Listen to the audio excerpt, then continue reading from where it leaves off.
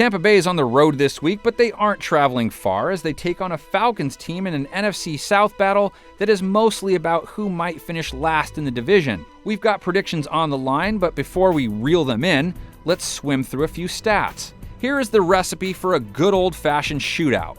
You start with a Falcons team that has looked pretty impressive through the air this year.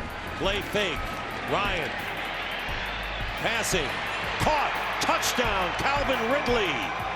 Matt Ryan went for over 300 yards and over 110 passer rating last week, numbers that fit the body of work they've built up this season.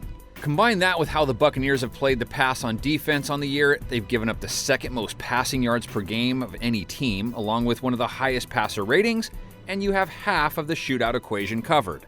Now, take it another step further, being that when the BUCS have had the ball this year, they too pretty much have just aired it out. And a low throw, nice catch made there, and it will be Godwin who goes into the end zone for the touchdown. Tampa's top 10 in passing attempts, top 5 in passing yards per game. Jameis Winston's turnover issues not deterring their offensive approach much. They just keep on throwing. And there is little reason to stop this week. The Falcons' pass defense, which stepped up against Kyle Allen last week, still ranks near the bottom in passing yards per game allowed, rating allowed, passing yards per attempt allowed. What the Falcons have gotten better at, though, is getting to the QB.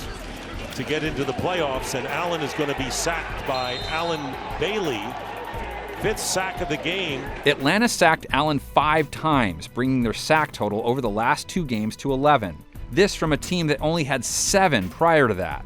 But they could keep the sack train rolling this week because Tampa has given up 36 sacks on the year, and only 3 teams have given up more than that. But if the pass rush is potentially Atlanta's advantage, then turnovers might be the BUCS' biggest defensive edge.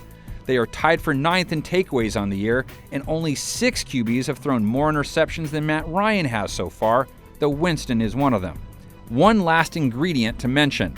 Both defenses have held teams to under 4 yards a carry on the ground, and neither team has much of a run game to speak of, so on paper, it all points to each QB chucking it up all game long. Okay, the line is wiggling. Time to reel in those predictions, not only to see who wins, but to get a feel for what kind of fireworks we should expect. Gets the call, and Ellison getting close to the goal line. Touchdown!